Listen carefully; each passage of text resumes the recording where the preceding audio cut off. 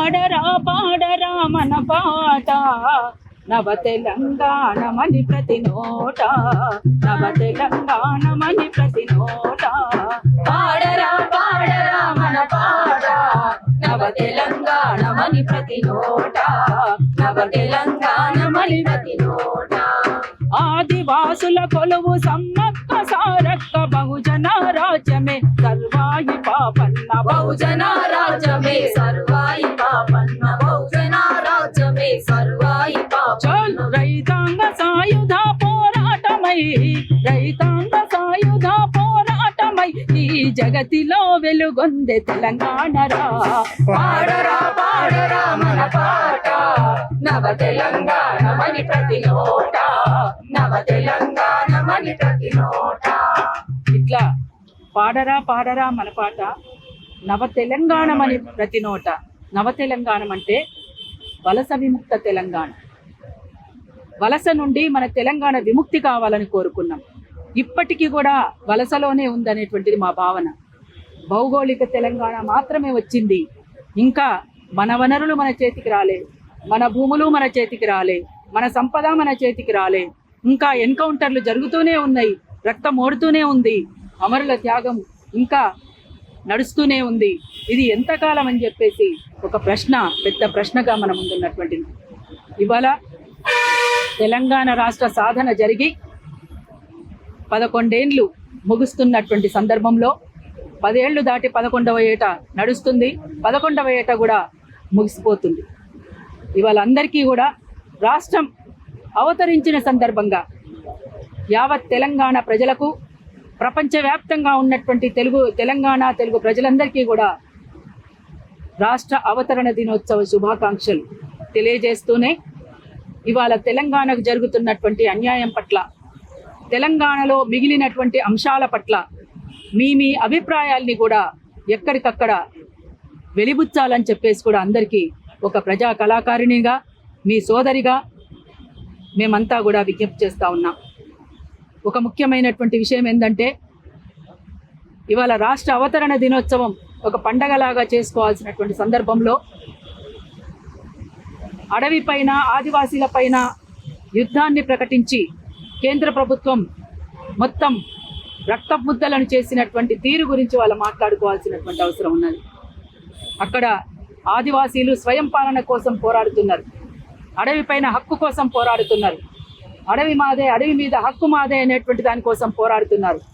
వాళ్ళు చేస్తున్నటువంటి పోరాటం న్యాయమైంది కనుక రామ్జీ గోండ్ నుంచి మొదలుకొని, కుమ్రం భీం నుంచి మొదలుకొని, అల్లూరి సీతారామరాజు నుంచి మొదలుకొని సమ్మక్క సారక్కల వరకు, ఇంకా ఈనాటి తరం పోరాడుతున్నటువంటి వాళ్ళ వరకు కూడా అది చాలా న్యాయమైనటువంటి పోరాటం, న్యాయమైనటువంటి డిమాండ్ కూడా. అట్లాంటి డిమాండ్ని మనము సమర్థించకపోతే, అసలు ఆదివాసీలే లేకపోతే అడవి లేదు, అడవి లేకపోతే మనము లేము అనేటువంటి విషయాన్ని ప్రపంచవ్యాపితంగా ఉన్నటువంటి ఈ తెలంగాణ ప్రజలైనా అందరూ కూడా ఆలోచించాల్సినటువంటి అవసరం ఉన్నది. ఇవాళ ఆపరేషన్ కగార్ని వెంటనే వెనక్కి తీసుకోవాలని, అక్కడ ఆదివాసీలపైన, మావోయిస్టులపైన జరుపుతున్నటువంటి కాల్పులను వెంటనే ఆపాలని, పోలీసు సాయుధ బలగాలను వెనక్కి రప్పించాలని, ఒక శాంతియుతమైనటువంటి వాతావరణం నెలకొనేలా మావోయిస్టులు రాసినటువంటి లేఖలకు స్పందించి కేంద్ర ప్రభుత్వం ముందుకొచ్చి పెద్ద మనసు చేసుకొని ఇప్పటికైనా ఏ ఒక్క ప్రాణం కూడా పోకుండా, ఎవరి ప్రాణాలు కూడా పోవద్దు. ఈ మధ్యకాలంలో పోలీసుల ప్రాణాలు కూడా ఏం పోయినట్టేం లేదు. అందుకనే ఏది ఏమైనా ఎవ్వరి ప్రాణం కూడా పోవడానికి వీలేదు. అటు పోలీసుల ప్రాణం పోవద్దు, మావోయిస్టుల ప్రాణం పోవద్దు, ఆదివాసీల ప్రాణాలు పోవద్దు. ఏ ఒక్క ప్రాణం కూడా పోకుండా వెంటనే చర్చలు జరిపి అసలు వాళ్ళు ఏం కోరుకుంటున్నారో అది వింటే కదా మీకు తెలిసేది. ఇవాళ ఆఖరికి ఉరిశిక్ష వేసినటువంటి ఖైదీని కూడా నీ చివరి కోరిక ఏమిటి అని చెప్పేసి ఆఖరి నిమిషంలో అడుగుతారు.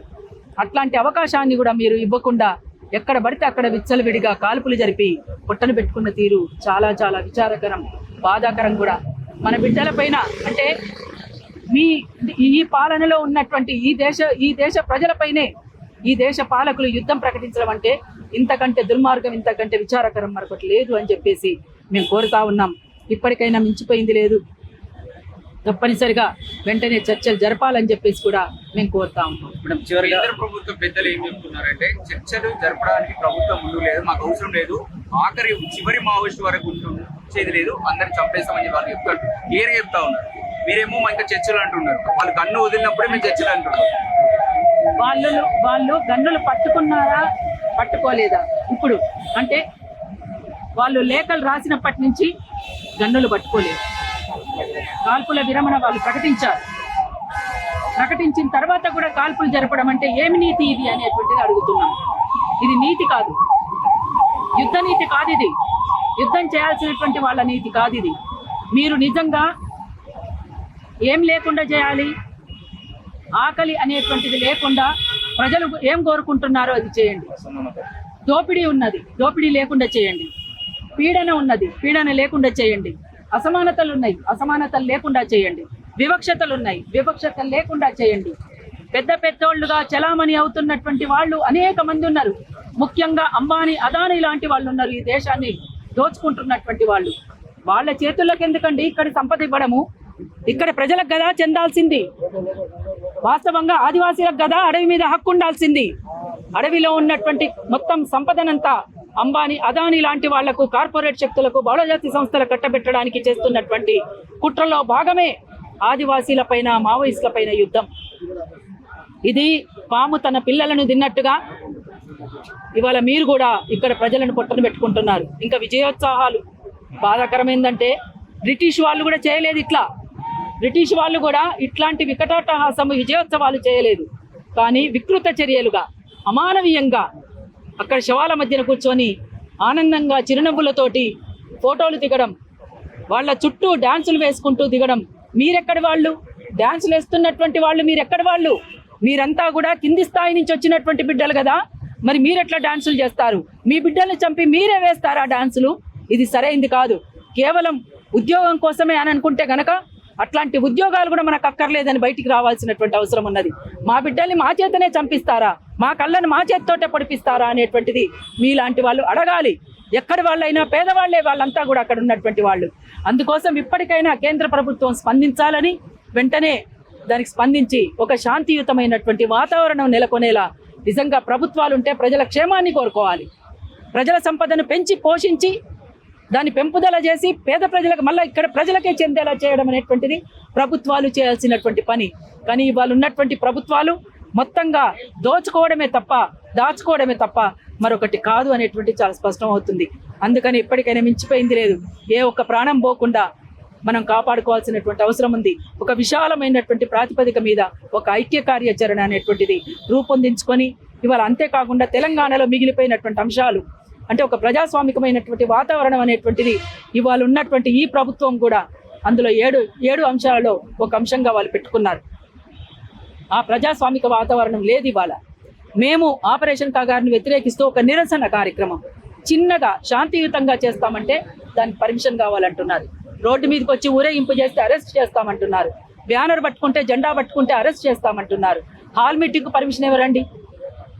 హాల్ మీటింగ్ పర్మిషన్ ఎందుకు తీసుకోవాలి? మేము 4 గోడల మధ్య కూర్చొని మాట్లాడుకునే మీటింగ్లకు కూడా మీ పర్మిషన్ కావాలా?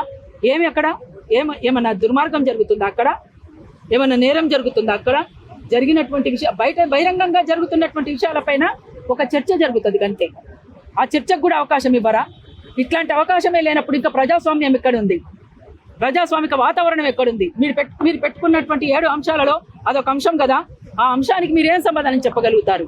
అందుకనే ఇవాళ కేంద్ర ప్రభుత్వం అవలంబిస్తున్నటువంటి తీరు పైన ఇవాళ ఉన్నటువంటి ఈ రాష్ట్ర ప్రభుత్వం కూడా స్పందించాల్సినటువంటి అవసరం ఉంటుందని చెప్పేసి మేమంతా వారికి విజ్ఞప్తి చేస్తా ఉన్నాం. తప్పకుండా ఇదంతా కూడా విచిత్రం ఏమిటంటే హైదరాబాద్ చుట్టూరా ఉన్నటువంటి ఈ మొత్తం ఈ ప్రాంతం అంతా ఒక భూతల స్వర్గం. వాళ్ళందరికీ భూతల స్వర్గం. ఇదంతా కూడా అనుభవించాలనేటువంటి ఒక కాంక్ష. మొత్తం ఇక్కడ ఉన్నటువంటి భూములన్నీ కూడా మొత్తం ఆక్రమించుకోవాలనేటువంటి ఒక దాహం. ఆ దాహం తీరట్లేదు. గత పాలకులు తీరలేదు, ఈ పాలకులకు కూడా తీరట్లేదు. అందుకని సరైంది కాదు. ఇవి అసలు ఇక్కడ ప్రజలకు విద్య, వైద్యము అనేటువంటిది కనీస అవసరాలు, మౌలిక అవసరాలు. అవి తీర్చకుండా, అవి చేయకుండా, ఇవాళ భూమి పంపిణీ చేయకుండా, ఇవాళ అసలు ప్రజలు ఏం కోరుకుంటున్నారో అది మాట్లాడకుండా మీ ఇష్టానుసారంగా మీరంతా పరిపాలనను కొనసాగిస్తామంటే అది చరిత్రలో ఎవరెవరికి ఏం జరిగిందో ఇవాళ ఉన్నటువంటి వాళ్ళకు కూడా అదే జరుగుతుంది. అందుకని ఇప్పటికైనా మించిపోయింది లేదు. వెంటనే ప్రభుత్వాలు స్పందించి కేంద్ర ప్రభుత్వం దృష్టికి ఈ రాష్ట్ర ప్రభుత్వం కూడా తీసుకుపోవాల్సినటువంటి అవసరం ఉంది. ఇక్కడ తెలంగాణ రాష్ట్ర ఆవిర్భావం జరగడమే కొన్ని అంశాల మీద, కొన్ని డిమాండ్స్ మీద జరిగినటువంటిది. ఆ డిమాండ్స్కి అనుకూలంగా ఈ రాష్ట్రం ఉండాలి. కాబట్టి రక్తమోడని తెలంగాణ కావాలనుకున్నారు తెలంగాణ ప్రజలు. కాబట్టి మీరు కాల్పుల విరమణ కొనసాగించండి, కాల్పుల విరమణ వెంటనే ప్రకటించండి అని చెప్పేసి కేంద్ర ప్రభుత్వానికి ఈ రాష్ట్ర ప్రభుత్వం కూడా వెంటనే లేఖ రాయాల్సినటువంటి అవసరం కూడా ఉంటుందని చెప్పేసి మేము భావిస్తా ఉన్నాం. స్పందించాలి వెంటనే అని చెప్పేసి కోరుతా ఉన్నాం. జీవించే హక్కు మావోయిస్టులకు లేదంటారా? అందరికీ ఉంది. మావోయిస్టులు ఎవరండి? నక్సలైట్లు అంటే ఎవరు? మావోయిస్టులు అంటే ఎవరు? పైనుంచి ఊడిపడ్డరా? ఈ సమాజంలో ఉన్నటువంటి పరిస్థితులే వాళ్ళని అట్లా తయారు చేసినాయి. ఇక్కడ అసమానతలు ఉన్నాయి, వివక్షతలు ఉన్నాయి, కులం ఉన్నది, మతం ఉన్నది, బాధలున్నాయి, కష్టాలున్నాయి, నష్టాలున్నాయి, దోపిడీ ఉంది, పీడనం ఉంది, ఆకలి ఉన్నది. ఇవన్నిటి కోసం ఆలోచిస్తూ పోయినటువంటి వాళ్ళ జీవితాల గురించి వాళ్ళు ఏం ఆలోచించుకోలేదు. ఇక్కడ బయట చాలా మంది వాళ్ళ కుటుంబాలే ముఖ్యం అనుకొని ఉంటున్నటువంటి వాళ్ళు. కానీ వాళ్ళకి ఇదంతా కాదు. పెద్ద పెద్ద చదువులు చదువుకున్నటువంటి వాళ్ళు, అనామకులు కాదు, వాళ్ళు తెలివి లేనటువంటి వాళ్ళు కాదు. పెద్ద పెద్ద చదువులు చదువుకున్న మొన్న చనిపోయినటువంటి కామ్రేడ్ నంబాల కేశవరావు ఎంటెక్ చేసినటువంటి వ్యక్తి, తెలివి కల్లవాడు, వ్యవసాయం మీద మక్కువ ఉన్నటువంటి వాడు. వ్యవసాయం చాలా బ్రహ్మాండంగా చేసి చూపించారని చెప్పేసి వాళ్ళ వదిన గారే స్టేట్మెంట్ ఇచ్చారు. అంటే ఈ నేల మీద ఎంత మక్కువ ఉన్నదో ఒక్కసారి ఆలోచించుకోవాలి. ఈ నేల, ఈ వనరులు, ఈ సంపద మన దేశ ప్రజలవి, మన దేశ ప్రజలకే చెందాలి. ఎవరో కొంతమందికి వాళ్ళ చేతుల్లో అంటే భూమి వికేంద్రీకరణ జరగాలి, సంపద వికేంద్రీకరణ జరగాలని చెప్పేసి డాక్టర్ బిఆర్ అంబేద్కర్ కూడా చెప్పిండు.